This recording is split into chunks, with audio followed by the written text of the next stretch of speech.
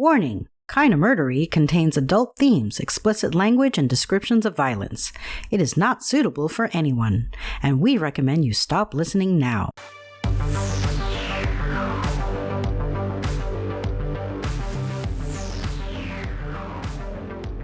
True crime with a dash of the paranormal, the garish, the strange, and the darkly comic. A podcast that's about more than just murder.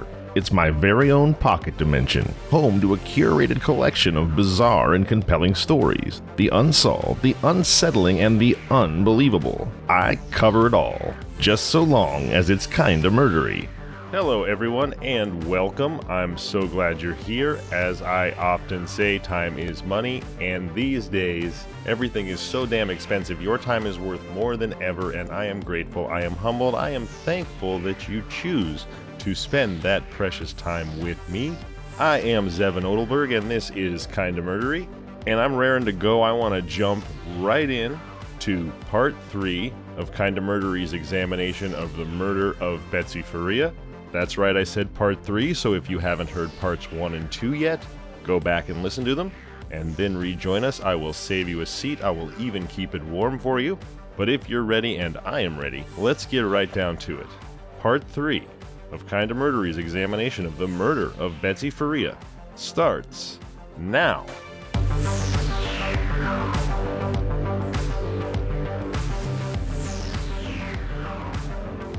The house in Troy stayed lit long after most of the neighborhood had gone dark again. Patrol cars still lined portions of the street, though fewer than earlier in the investigation. The frantic movement from the first night had faded into something quieter and more methodical. Detectives came and went carrying folders, sealed evidence containers, and cups of coffee that had gone cold before anyone finished them. The front lawn showed the wear of hours of foot traffic, mud pressed into the grass near the walkway, tire tracks along the curb where vehicles had pulled in and out throughout the night.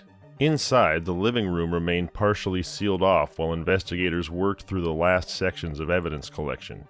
Portions of the carpet had already been removed. The couch still sat in place under the harsh light investigators had brought into the room, its familiar shape now surrounded by equipment cases, extension cords, evidence markers, and plastic sheeting spread across the floor. Detectives no longer spoke about the scene like something uncertain. They moved through the house with the confidence of people who believed they were narrowing in on someone. Russ had been moved out of the house by then and brought in to continue interviews elsewhere while investigators finished processing the scene. The room where detectives questioned him felt smaller than the house had. Plain walls, table bolted to the floor, fluorescent lighting that flattened everything underneath it. Hours had already passed since Betsy's body had been found, and exhaustion had started settling visibly into Russ's posture. He leaned forward more now when he spoke, elbows near the table, eyes slower to track the detectives moving in and out of the room. The questions themselves had changed too. Earlier, detectives had asked broad questions meant to establish timelines. Now they revisited details already answered several times before. Where his hands had touched Betsy, whether he noticed anything disturbed in the house, whether he and Betsy had argued recently. Detectives compared his newest answers against handwritten notes collected overnight, occasionally stopping mid-question to flip backward through earlier pages. At one point, a detective left the room carrying a stack of reports, while another remained seated across from Russ, silently reviewing photographs from the crime scene. Elsewhere, detectives continued speaking with people connected to Betsy and Russ, slowly widening the circle around the investigation. Family members, friends, members of Russ's game night group.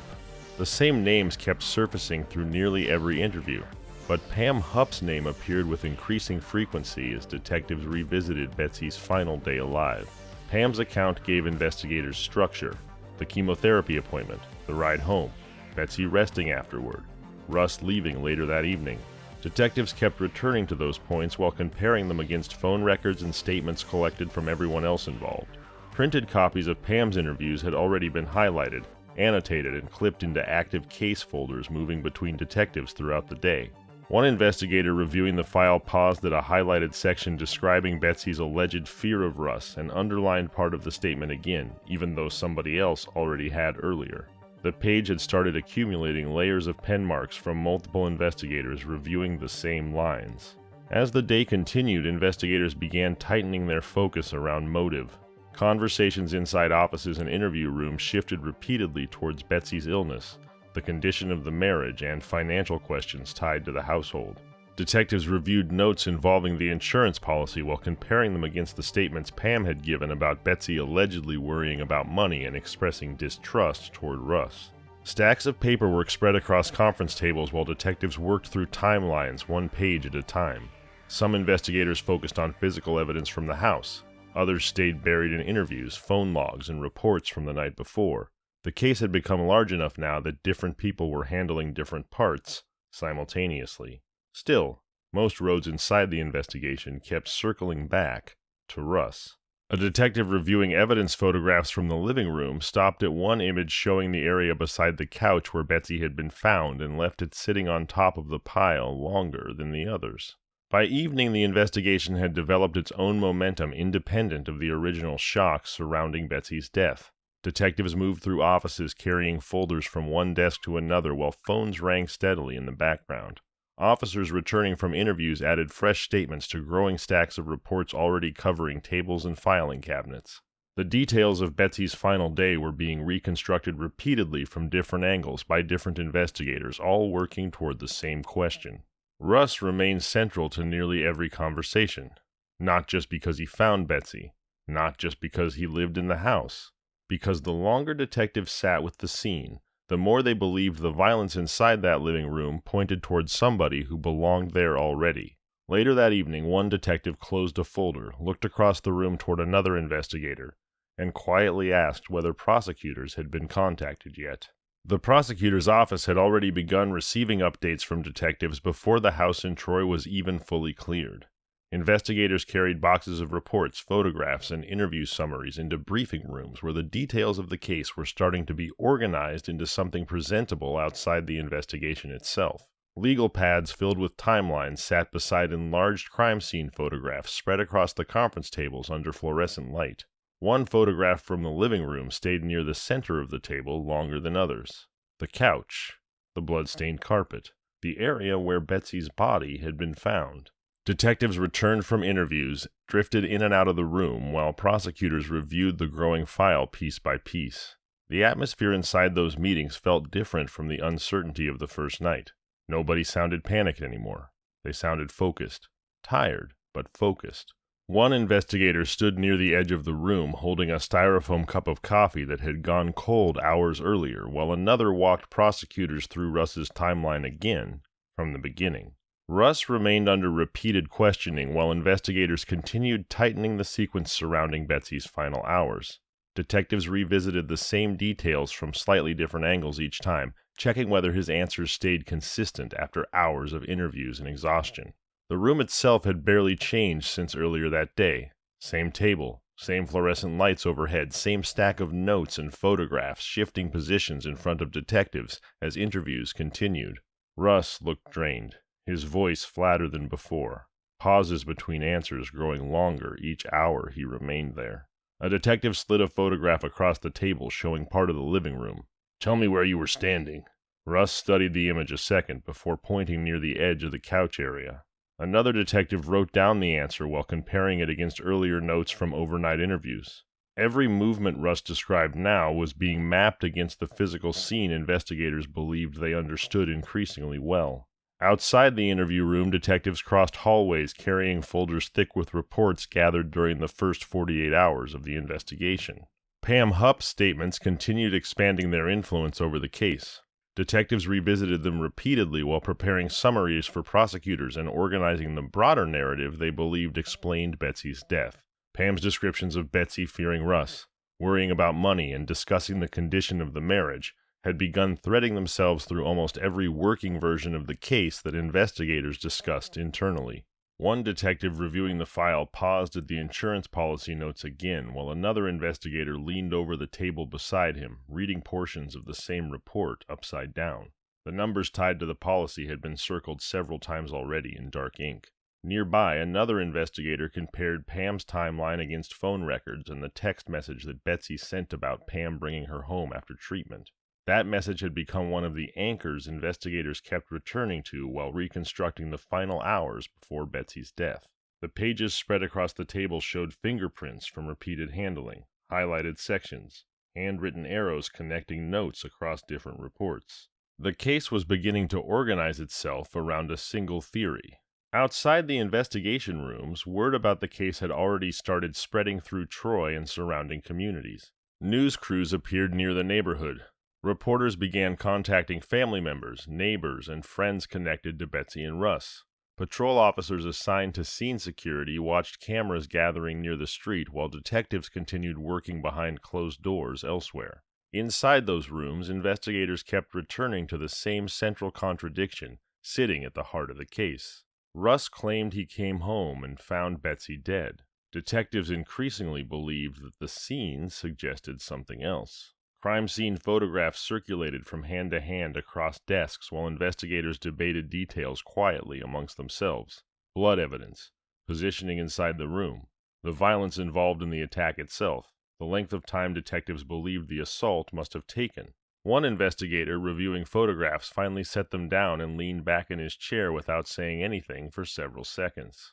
Nobody in the room seemed interested anymore in the possibility of suicide. By later that evening, conversations between detectives and prosecutors had shifted toward what steps would come next if the investigation continued moving in the direction they believed it was heading.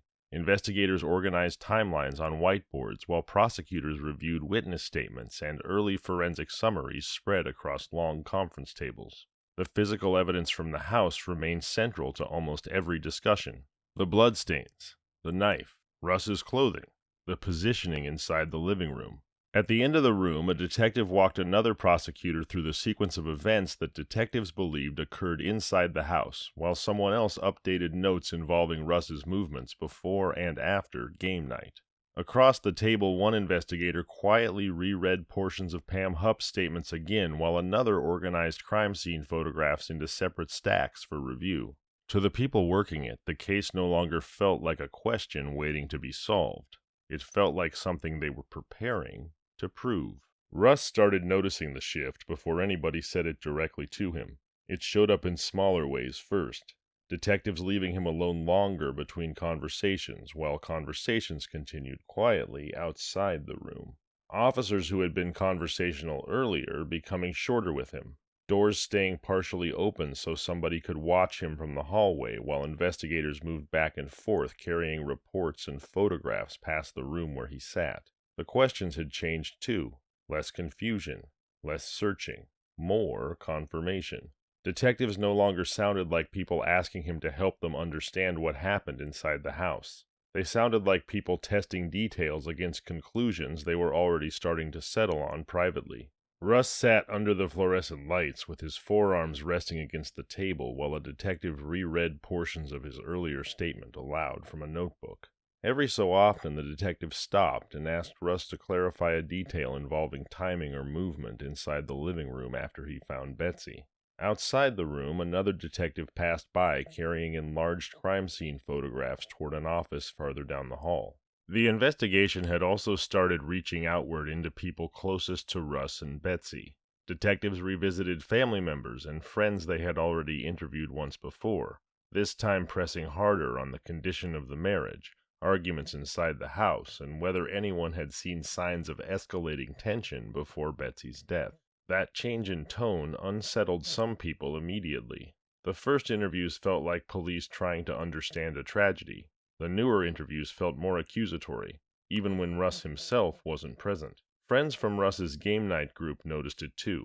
Detectives began narrowing in on precise arrival and departure times instead of broader descriptions of the evening itself.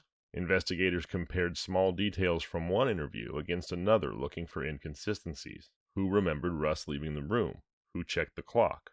Who remembered what movie had been playing at certain points in the night? Legal pads and timelines spread wider across desks while detectives worked through the sequence minute by minute instead of hour by hour. Pam Hupp remained cooperative with investigators throughout that period, speaking with detectives repeatedly while the case tightened around Russ.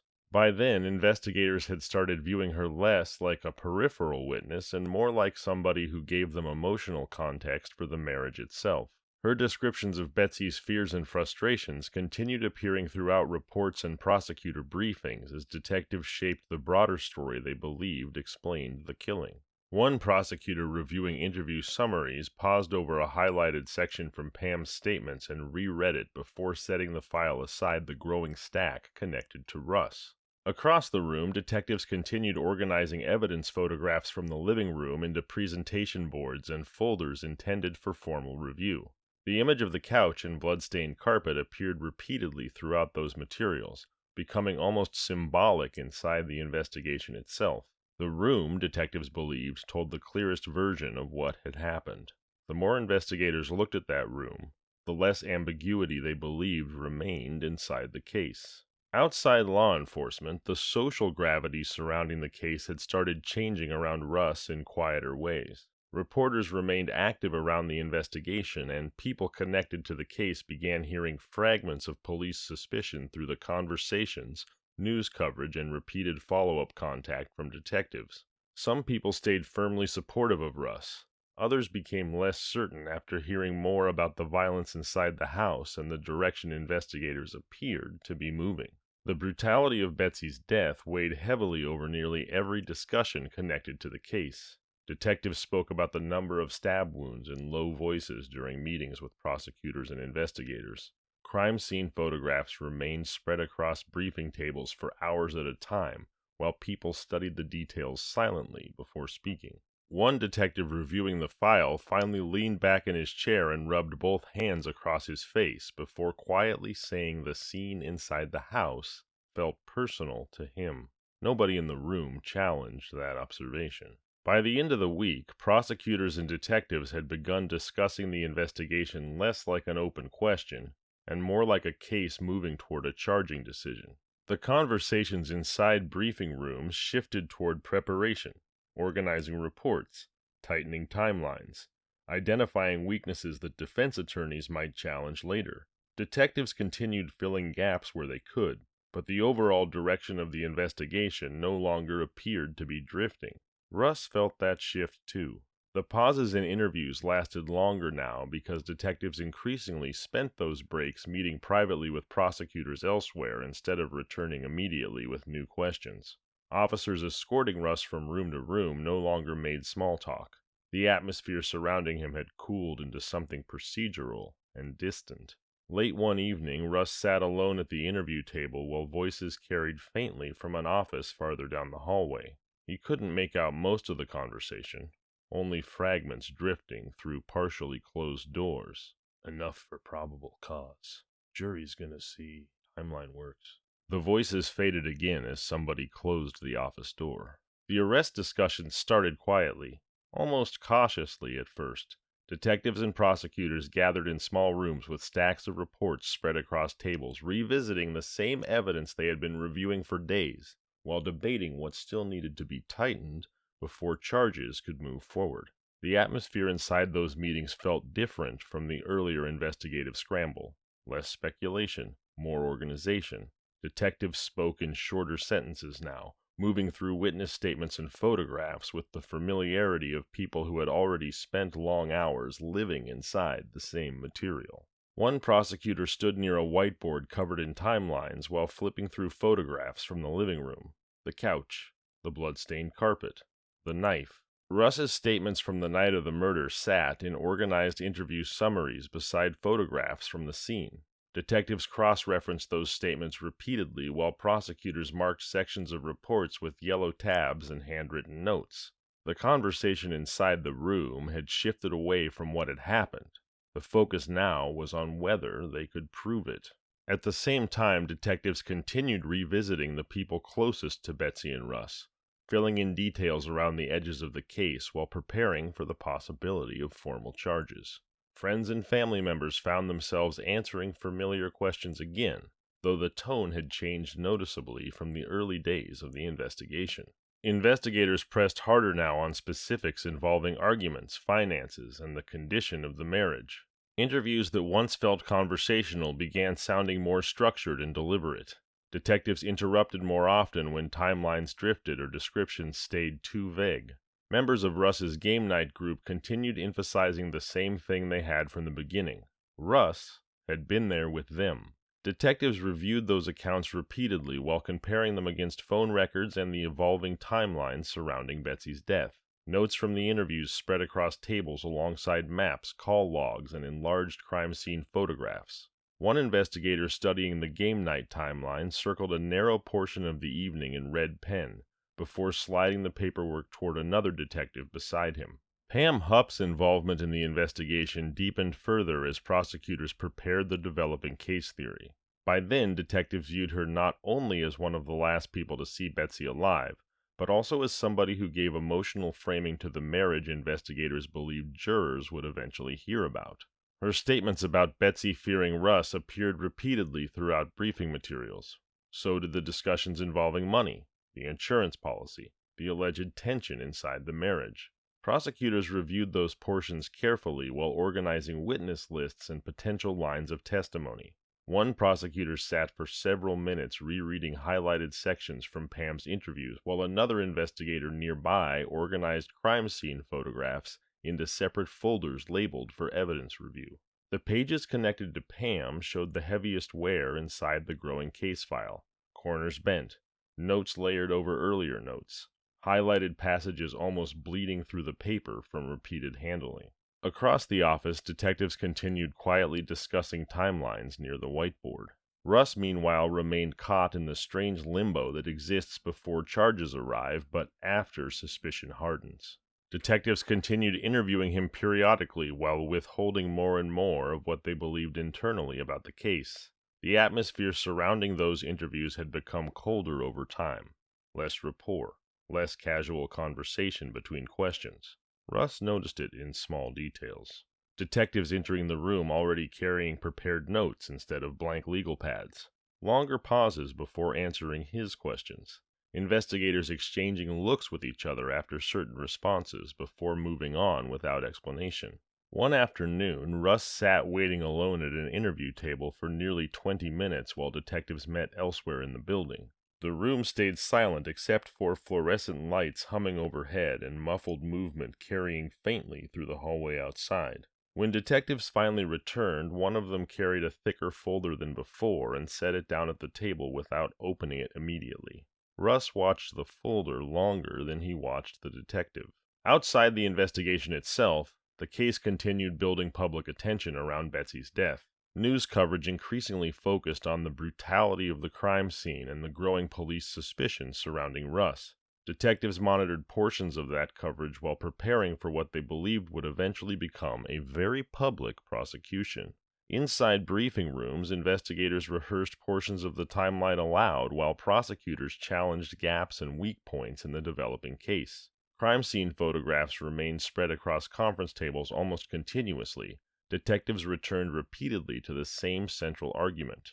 The violence inside the living room suggested somebody close to Betsy. Late one evening, a prosecutor closed a folder and looked across the room toward the detectives gathered near the evidence boards. "If we're doing this," he said quietly, "we need to move." Nobody in the room argued with him. Russ started hearing pieces of the investigation secondhand before detectives ever told him directly how serious things had become. Friends called less often. Conversations that did happen felt strained in ways that they hadn't a week earlier. Some people still sounded firmly convinced the police were wrong. Others sounded careful now, choosing words more slowly, avoiding direct statements altogether. That change followed him everywhere. The case had spread far beyond the house in Troy by then. Reporters repeated details from the scene across local broadcasts. Betsy's photograph appeared constantly beside descriptions of the violent attack inside the living room. Russ's name started appearing alongside hers more frequently too, especially whenever coverage shifted toward the investigation itself instead of Betsy's death alone. Inside restaurants, gas stations, and grocery stores, people recognized him before they spoke to him. Sometimes they didn't speak at all. They just watched. One evening, Russ sat with a friend who had been at game night the evening Betsy died, while the television above the bar replayed another report about the investigation. Neither man looked at the screen much while it played. The pressure building around Russ started affecting the people closest to him, too. Friends from game night continued standing by the timeline they had given investigators, but detectives kept revisiting them anyway. pressing harder each time for smaller details, exact arrival times, breaks in conversation, who had looked at clocks, who remembered Russ leaving. The repeated interviews wore people down. One friend later sat at a kitchen table flipping through notes he had written after another long conversation with investigators, frustrated by how often detectives circled back over the same stretch of the evening. Another described the feeling that the investigators already believed Russ was guilty and were now searching for details to reinforce that conclusion rather than challenge it. Still, the pressure worked differently on different people. Some friends grew louder in defending Russ. Others became quiet altogether.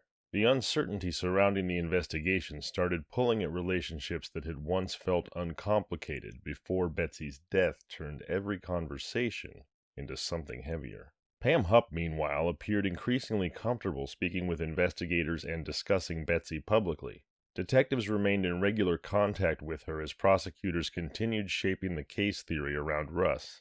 Her descriptions of Betsy's fears and frustrations continued surfacing throughout interviews, reports, and conversations connected to the case. At the same time, Pam also occupied a strange emotional position around the investigation itself. She was grieving publicly, helping investigators, discussing Betsy's marriage, talking about Betsy's illness and final months.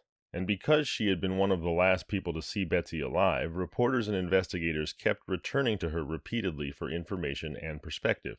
Her voice started carrying unusual weight inside the broader public story developing around the murder. One local news segment referred to her as Betsy's close friend while showing footage connected to the investigation. Across town, detectives continued meeting privately with prosecutors while organizing the next stage of the case against Russ. Inside those meetings, the conversations had started shifting toward timing rather than theory. Detectives no longer spent much time debating whether they believed Russ killed Betsy. The focus now centered on when they would move and whether the case felt strong enough to survive the scrutiny waiting beyond the investigation itself. One prosecutor remained concerned about the game night timeline and continued pressing detectives about it during strategy meetings. Investigators spread maps, driving estimates, and witness statements across conference tables while debating whether the timeline still allowed enough room for the murder to occur the way they believed it had. The discussions sometimes stretched late into the evening. Voices low, coffee gone cold, crime scene photographs pushed aside temporarily while prosecutors focused instead on logistics, timing, and jury perception.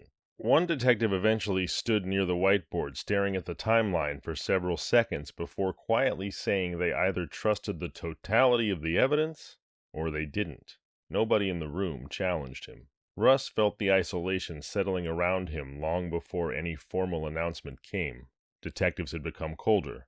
Reporters had become aggressive. People who once spoke freely around him now measured their words carefully or avoided him altogether. Even ordinary errands carried tension because he could feel people recognizing him from television coverage tied to Betsy's murder. At the same time, the investigation itself continued moving steadily toward a decision. Prosecutors organized final briefing materials. Detectives finalized reports. Witness summaries were reviewed one last time. Late one night, after most of the building had emptied out, several detectives remained inside a conference room reviewing the final arrest paperwork spread across the table between them. Nobody spoke much anymore. The room carried the exhausted silence of people who believed the case had already crossed the line from investigation into prosecution. One detective finally signed the last page and slid the paperwork across the table toward the prosecutor, waiting beside him. All right, we're going to stop there. Please join me in a week on Wednesday, May 20th, for Part 4 of Kinda Murdery's investigation of the murder of Betsy Faria. Once again, thank you so much for being here. If you know anybody who likes a true crime podcast, friends, family, strangers, you happen to run into at the grocery store, hey, if you can tell them about the show, I sure would appreciate it. I am Zevon Odelberg, and this has been Kinda Murdery. If you like the show, please subscribe, review, and tell your friends. You can find us on social media at Kinda Murdery or email at kindamurdery@gmail.com.